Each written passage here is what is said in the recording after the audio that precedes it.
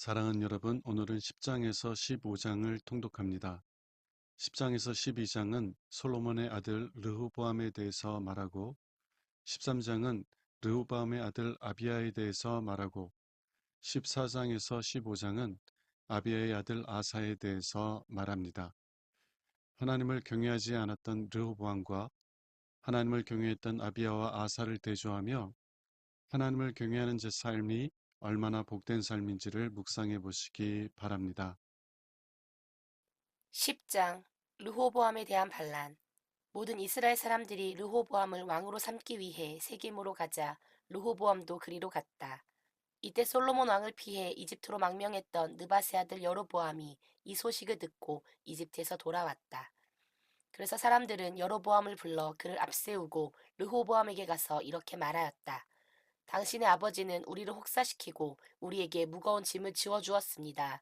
이제 당신은 이 짐을 가볍게 하여 우리 생활을 편하게 해주십시오. 그러면 우리가 당신을 왕으로 모시겠습니다. 이때 르호보암이 갔다가 3일 후에 다시 오시오 하자 백성들은 일단 돌아갔다. 그러고서 르호보암 왕은 자기 아버지의 자문관으로 일하던 노인들을 불러 이 백성들에게 어떻게 대답하면 좋겠소 하고 물었다. 그러자 그들은 만일 왕이 이 백성을 따뜻이 대하고 만족스러운 대답으로 이들의 마음을 흐뭇하게 하시면 그들이 왕을 언제나 충성스럽게 섬길 것입니다 하고 대답하였다. 그러나 르호보암은 그 노인들의 조언을 무시하고 대신 자기와 함께 자란 그의 젊은 보좌관들에게 그대들은 어떻게 생각하시오? 자기들의 짐을 가볍게 해달라고 요구하는 이 백성들에게 내가 어떻게 대답하면 좋겠소? 하고 물었다. 그러자 그 젊은 보좌관이 대답하였다. 왕은 그들에게 내 새끼손가락이 내 아버지의 허리보다 더 굵은 줄을 몰랐소?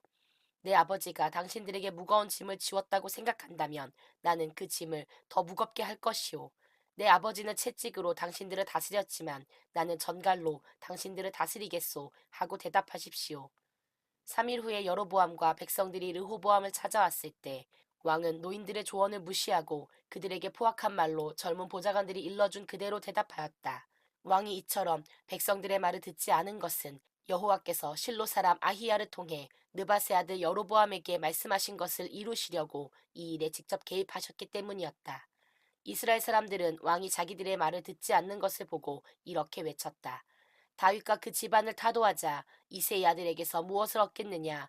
자, 이스라엘 사람들아, 집으로 돌아가자. 르호보암아, 이제 너는 내 집안이나 다스려라. 그러고서 그들은 집으로 돌아갔다. 그러나 유다 지역에 사는 사람들은 르호보암을 계속 왕으로 모셨다. 그 후에 르호보암 왕이 사역군의 총감독관이었던 아도니람을 이스라엘 사람에게 보냈으나 그들은 그를 돌로 쳐 죽였다. 그래서 르호보암은 급히 자기 수레를 타고 예루살렘으로 도망쳐 왔다. 그때부터 북쪽 이스라엘 사람들은 계속 다윗의 집안을 배척하였다. 11장 르호보암은 예루살렘에 돌아와 유다와 베냐민 지파에서 18만 명의 정예병을 소집하고 전쟁을 일으켜 이스라엘 북쪽 지파들을 장악하려고 하였다. 그러나 하나님은 예언자 스마야를 통하여 르호보암과 그리고 유다와 베냐민 지파 모든 사람들에게 이렇게 말씀하셨다. 너희는 너희 형제들과 싸우러 가지 말고 모두 집으로 돌아가거라. 일이 이렇게 된 것은 내 뜻이었다. 그래서 그들은 여호와의 말씀에 순종하여 여로보암을 치러 가지 않았다. 르호보암의 요새화 정책. 르호보암은 예루살렘에 머물러 있으면서 유다 땅에 방비성을 건축하였다. 그 성들은 베들레헴, 에담, 드고와 벳술, 소고, 아둘람, 가드, 마레사, 십, 아도라임, 라기스, 아세가, 소라, 아얄론, 그리고 헤브론이었다. 르호보암은 이 성들을 완전 요새화하고 각 성마다 지휘관을 두어 다스리게 하였으며 식량과 감람기름과 포도주를 비축하고 또 각 성의 병기고에는 방패와 창을 확보하여 그 성들을 아주 튼튼하게 하였다. 이런 식으로 그는 유다와 베냐민 지파를 다스렸다. 제사장들과 레위인들의 유다 이주. 이때 이스라엘 땅에 있던 모든 제사장들과 레위 사람들이 고향을 버리고 유다와 예루살렘으로 이주해 왔다. 이것은 여로보암과 그의 아들들이 그들을 파면하여 여호와의 제사장 일을 못하도록 했기 때문이었다. 또 여로보암은 자기가 만든 순염소와 송아지 우상에게 제사하고 산당에서 섬길 제사장들을 제멋대로 임명하였다. 이스라엘 모든 지파에서 이스라엘 하나님 여호와를 진심으로 찾고자 하는 사람들은 그들 조상의 하나님 여호와께 자유로이 제사를 드리기 위해서 레위 사람들을 따라 예루살렘으로 모여들었으며 이것은 유다의 국력 신장에 큰 도움이 되었다. 그래서 유다 백성들은 다윗과 솔로몬 시대와 마찬가지로 르호보암 왕을 섬기며 3년 동안 아무런 어려움 없이 지냈다. 르호보암의 가족. 르호보암은 그의 사촌 마할락과 결혼하였다. 그녀의 아버지는 다윗의 아들 여리못이었고 그녀의 어머니는 이세의 손녀이며 엘리압의 딸인 아비하일이었다. 마할랏은 여우스, 스마리아, 사함 세 아들을 낳았다. 그 후에 르호보암은 압살롬의 딸 마아가와 결혼했는데 마아가가 낳은 아들은 아비야, 앗대, 시사, 슬로미시였다. 르호보암은 아내 18명과 첩 60명을 거느리고 살면서 28명의 아들과 60명의 딸을 낳았으며 그 모든 아내와 첩 가운데서도 그는 특별히 마아가를 사랑하였다. 그래서 그는 마아가가 낳은 아들 아비야에게 장자권을 주어 그에게 자기 왕위를 물려주려고 하였다. 지혜롭게도 르호보암은 그의 모든 아들들을 유다와 베냐민 전 지역의 요새성에 흩어져 살게 하였으며 그들에게 식량을 풍부하게 주고 아내도 많이 구해주었다. 12장 시사광의 유다 침공. 그러나 르호보암은 왕으로서의 위치가 확고해지고 세력이 강해지자 여호와를 버렸으며 백성들도 그를 본받아 여호와의 법에 따르지 않았다. 그 결과 르호보암 왕 5년에 이집트의 시사광이 예루살렘을 침략하였다. 그는 전차 1200대와 마병 6만 명과 그리고 리비아, 숲, 에티오피아 사람을 포함한 무수한 이집트 보병을 이끌고 와서 유다의 요새 성들을 급습하여 뺏은 다음 곧 예루살렘으로 밀어닥쳤다. 이때 예언자 스마야는 르호보암 왕과 그리고 시삭을 두려워하여 예루살렘에 모여있는 유다 지도자들에게 가서 이렇게 말하였다. 여러분이 여호와를 버렸으므로 여호와께서도 여러분을 버려 시사광에게 넘겨주었다고 말씀하셨습니다. 그러자 왕과 유다의 지도자들은 그들이 범죄한 것을 인정하며 여호와께서 우리에게 이렇게 하시는 것도 당연하다 하고 스스로 뉘우쳤다. 여호와께서는 그들이 겸손하게 뉘우치는 것을 보시고 스마야에게 말씀하셨다. 그들이 겸손하게 자기들의 죄를 인정하고 뉘우침으로 내가 그들을 전멸시키지는 않을 것이며 시삭을 통해 내 분노를 예루살렘에 쏟지는 않을 것이다. 그러나 그들은 시삭에게 매년 조공을 바치고 그를 섬겨야 할 것이다. 그러면 그들이 나를 섬기는 것과 세상 왕을 섬기는 것 중에서 어느 것이 좋은지 알게 될 것이다. 이집트의 시삭왕이 예루살렘을 침략하여 성전과 궁전의 모든 보물과 솔로몬이 만든 금 방패를 모조리 약탈해 갔다. 그래서 르호보암 왕은 대신 놋 방패를 만들어 궁중 경비병들에게 주었는데 왕이 성전에 들어갈 때마다 그들은 방패를 가지고 따라갔다가 다시 그것을 경비실로 가져왔다. 르호보암 왕이 겸손한 마음으로 자신을 낮추었기 때문에 여호와께서는 그에게서 분노를 거두시고 유다를 완전히 멸망시키지는 않으셨다. 르호보암 왕의 행적과 죽음. 르호보암 왕은 예루살렘에서 기틀을 잡아 나라를 다스렸다. 그는 41세에 왕위에 올라 여호와께서 이스라엘의 모든 땅 중에서 특별히 경배를 받으실 곳으로 택한 예루살렘에서 17년을 통치하였다. 그리고 그의 어머니는 암몬 사람 나아마였다. 르호보암은 진심으로 여호와를 찾지 않았기 때문에 악을 행하였다. 르호보암이 행한 모든 일은 예언자 스마야와 이또가 쓴 족보책에 상세히 기록되어 있다. 그리고 르호보암과 여로보암 사이에는 끊임없는 전쟁이 있었다. 르호보암은 죽어 다윗성에 장사되었고 그의 아들 아비야가 왕위를 계승하였다. 13장 유다의 2대 왕 아비야. 이스라엘의 여로보암 왕 18년에 아비야가 유다 왕이 되어 예루살렘에서 3년을 통치하였다. 그리고 그의 어머니는 기브앗 사람 우리엘의 딸 미가야였다. 한 번은 유다와 이스라엘 사이에 전쟁이 있었다. 아비야는 40만 병력을 동원하고 여로보암은 80만 병력을 이끌고 출전하였다. 그들이 에브라임 산간지대에서 맞섰을 때 아비야는 스마라임 산으로 올라가 여로보암과 이스라엘군을 향해 외쳤다. 너희는 내 말을 들어라. 이스라엘의 하나님 여호와께서 이스라엘의 왕권을 다윗 왕과 그 후손에게 영원히 주셨다는 것을 너희는 모르느냐? 너희 왕 여로보암은 우리 할아버지 솔로몬 왕의 신하였음에도 불구하고 자기 주인을 배반하였다. 그 후에 너 여로보암은 건달패들을 모아 우리 아버지 르호보암 왕을 대적했으나 그는 너무 어리고 마음이 약해 그것을 막아내지 못하였다. 너희는 다윗 왕의 후손이 다스리는 여호와의 나라를 대적할 셈이냐? 너희 군대가 우리보다 2배는 많지만 너희는 여로보암이 너희 신으로 만든 금송아지 때문에 이미 저주를 받았다. 너희는 여호와의 제사장들과 레위 사람들을 쫓아내고 이방 민족이 하듯이 너희 멋대로 제사장들을 세우지 않았느냐? 수송아지 한 마리와 순양 7마리로 성직을 얻기 원하는 사람은 누구든지 우상에 불과한 너희 신들의 제사장이 될 수 있다. 그러나 우리는 여전히 우리 하나님 여호와를 섬기고 그분을 저버리지 않았다. 우리에게는 아론의 자손들만이 우리 제사장이 되고 레위 사람들만 그들을 도와 여호와께 아침 저녁으로 제물을 드리고 분향하며 차림상에 거룩한 빵을 차리고 저녁마다 금등대에 불을 켜고 있다. 이와 같이 우리는 우리 하나님 여호와의 명령을 이행하고 있으나 너희는 그분을 저버렸다. 그래서 하나님은 우리와 함께 계시고 우리의 지도자가 되셨다. 그분의 제사장들도 나팔을 가지고 우리와 함께 있는데 그들이 나팔을 불면 우리는 너희를 공격할 것이다. 이스라엘 사람들아, 너희 조상의 하나님 여호와를 대적하지 말아라. 너희가 싸워도 이기지 못할 것이다. 한편 여로보암은 일부 병력을 몰래 유다 병력 후방으로 보내 거기서 매복하게 하였다. 유다 사람들은 앞뒤로 적에게 포위당한 것을 알고 도와달라고 여호와께 부르짖고 제사장들은 나팔을 불었다. 유다 사람들이 함성을 지르자 하나님께서는 아비야 왕과 유다 사람을 도와 여로보암 왕과 이스라엘군을 무찌를 수 있게 하셨는데 그 전투에서 유다 사람들은 이스라엘의 정예병 50만 명을 죽였다.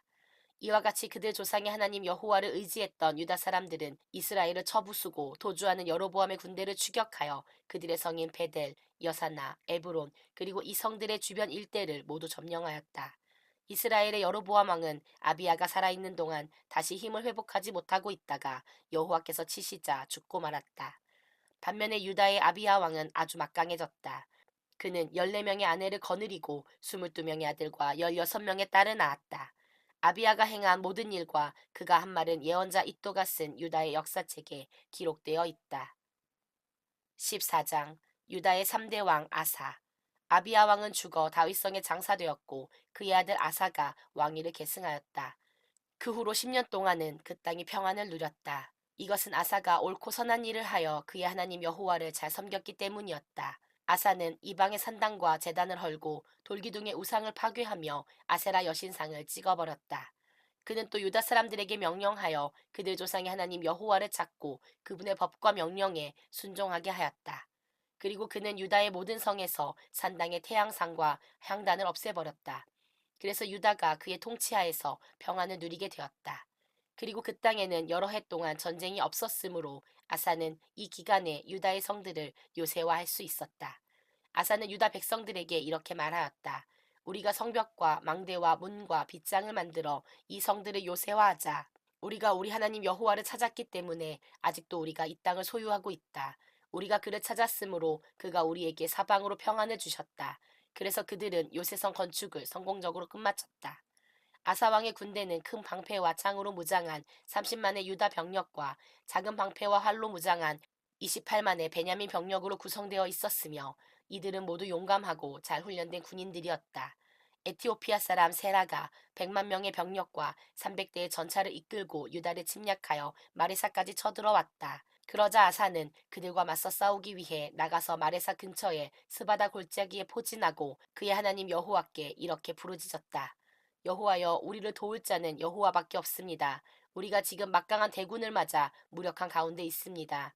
우리 하나님 여호와여, 우리를 도와주소서. 우리가 주를 의지하여 주의 이름으로 이 대군을 치러 왔습니다. 여호와여, 주는 우리 하나님이십니다.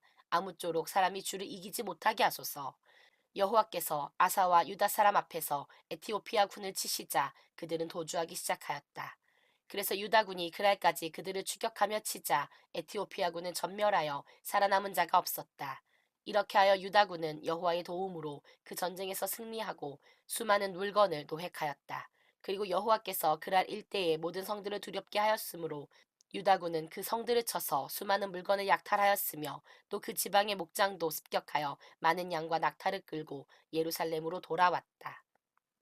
15장 아사의 개혁. 하나님의 성령께서 오데세 아들 아사랴를 감동시키시자 그는 개선하는 아사 왕을 맞아 이렇게 말하였다. 아사 왕과 유다와 베냐민 백성 여러분, 내 말을 들으십시오. 여러분이 여호와와 함께 있는 한 여호와께서도 여러분과 함께 하실 것입니다. 만일 여러분이 여호와를 찾으면 여러분은 그분을 만날 수 있을 것입니다. 그러나 여러분이 그분을 버리면 여호와께서도 여러분을 버리실 것입니다. 이스라엘은 오랫동안 참신도 없고 백성을 가르칠 제사장이나 율법도 없이 살아왔습니다. 그러나 이들이 어려움을 당하여 이스라엘의 하나님 여호와께 돌아가 그분을 찾았을 때 그들은 여호와를 만날 수 있었습니다. 그 당시에는 온 세상이 무질서하여 아무도 안전하게 다닐 수가 없었습니다. 하나님이 여러 가지 환난으로 그들을 괴롭혔기 때문에 나라가 나라를, 도시가 도시를 서로 치고 싸우는 분쟁이 그칠 날이 없었습니다. 그러나 여러분은 용기를 잃지 말고 담대하게 선한 일을 하십시오. 그러면 여러분은 반드시 그 보상을 받게 될 것입니다. 아사 왕은 예언자 아사랴의 말을 듣고 용기를 얻어 유다와 베냐민 땅은 물론 에브라임 산간지대에서 그가 빼앗은 모든 성에서 우상을 모조리 제거하고 성전 앞에 있는 여호와의 단을 수리하였다. 여호와 하나님이 아사 왕과 함께 하시는 것을 보고 많은 이스라엘 사람들이 에브라임과 므낫세와 시므온 지역에서 유다 땅으로 이주해 왔다. 아사 왕은 그 모든 이주민들과 유다와 베냐민 사람들을 한자리에 불러 모았는데 그들은 아사 왕 15년 3월에 예루살렘에 모여 자기들이 빼앗아 온 약탈물 중에서 소 700마리와 양 7,000마리로 여호와께 제사를 드렸다. 그런 다음 그들은 마음과 정성을 다하여 그들 조상의 하나님 여호와만을 섬기기로 서약하고 여호와를 섬기지 않는 자는 남자 여자 어른아이 할 것 없이 모두 죽이기로 합의하였다. 그러고서 그들은 뿔피리와 나팔을 불면서 그 서약을 지키겠다고 큰 소리로 여호와께 맹세하였다. 모든 유다 사람들은 그들이 진심으로 이렇게 맹세하게 된 것을 기쁘게 생각하였다. 그들이 진지하게 하나님을 찾았기 때문에 하나님께서도 그들을 만나주시고 그들 사방에 평안을 주셨다. 아사 왕은 그의 할머니 마아가가 아세라 우상을 만들었을 때에도 그녀를 대왕 대비 자리에서 물러나게 하고 그 우상을 찢고 짓눌러 기드론 시냇가에서 불살라 버렸다. 아사는 비록 그 땅에서 산당을 제거하지는 않았지만 일평생 여호와께 성실하였으며 자기와 자기 아버지가 구별하여 여호와께 드린 금은 제품을 모두 성전에 갖다 두었다. 이리하여 아사왕 35년까지 다시는 전쟁이 없었다. 사랑하는 여러분, 오늘 말씀을 통해서 다음 사실을 묵상해 보시기 바랍니다. 12장 5절에서 예언자 스마야는 르호밤 왕과 그의 신하들에게 이렇게 하나님의 말씀을 전합니다. 여러분이 여호와를 버렸으므로 여호와께서도 여러분을 버려 시삭 왕에게 넘겨주었다고 말씀하셨습니다. 하나님의 사랑을 잘 알지 못하는 분들은 이 말씀을 통해서 하나님께서 자신들을 버리실 것이라는 두려움을 느끼며 버림받지 않기 위해서 더 노력하려고 합니다. 죄책감 속에서 더 헌신하고 더 봉사하려고 합니다. 그러나 우리는 이 말씀을 성경에서 증언하는 하나님의 사랑의 관점에서 이해해야만 합니다. 로마서 8장에서 사도 바울은 어떤 것도 우리를 하나님의 사랑, 그리스도의 사랑에서 끊을 수 없다고 말합니다. 하나님은 독생자를 내어주시고 얻으신 여러분들을 결코 버리시지 않습니다. 우리 주 예수 그리스도는 자신의 생명을 내어주시고 얻으신 여러분들을 결코 버리지 않으십니다. 하지만 오늘 본문에서 하나님은 하나님을 버리는 자들을 하나님께서도 버리신다고 말하고 있지 않습니까? 우리는 이 말씀을 어떻게 이해해야 하는 것일까요?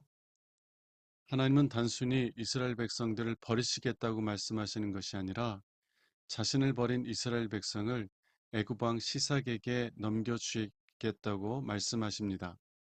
그리고 그 목적은 이스라엘 백성들로 하여금 하나님을 섬기는 것과 애굽 왕 시삭으로 대표되는 세상을 섬기는 것 중에서 어떤 것이 복된지를 깨닫게 하기 위한 것입니다. 누가복음 15장에 나오는 탕자의 이야기를 기억해 보십시오. 탕자는 아버지에게 유산을 요구하며 아버지를 떠나 살기를 원합니다. 만일 아버지가 아들의 요구를 들어주지 않고 계속 아버지 집에 살게 했다면 그 아들은 평생 아버지를 원망하며 살았을 것입니다. 아들을 사랑하시는 아버지는 아들이 평생 그러한 삶을 살아가는 것을 원하지 않으셨습니다. 오히려 아들이 원하는 삶을 살아봄으로 아버지 집에 거하는 것이 얼마나 복된 일인지를 깨닫기 원하셨던 것입니다. 하나님께서 이스라엘 백성을 시삭의 손에 넘겨주신 것은 그들이 원하는 삶이 얼마나 그들을 불행하게 만드는지를 깨닫게 하시기 위한 것이었습니다. 그래서 그들이 하나님을 섬기는 삶이 얼마나 복된지를 깨닫고 하나님께 돌아올 수 있게 하시기 위한 것이었습니다. 사랑하는 여러분, 여러분은 하나님을 섬기는 삶이 얼마나 복된 삶인지 아십니까? 아니면 여전히 세상을 그리워하며 살아가고 있지는 않습니까? 하나님의 말씀을 통해서 하나님을 섬기는 삶이 얼마나 복된 삶인지를 배우십시오. 그래서 더 이상 롯의 아내처럼 뒤를 돌아다 보는 것이 아니라 하나님의 부르심을 바라보며 하나님과 동행하는 복된 삶을 누려가시기 바랍니다. 기도하겠습니다. 하나님 아버지, 하나님과 동행하는 삶이 얼마나 복된 삶인지 알게 하옵소서. 그래서 오늘 또 겸손히 하나님과 동행하는 복된 삶을 누려가게 하옵소서. 우리 주 예수 그리스도 이름으로 기도합니다. 아멘.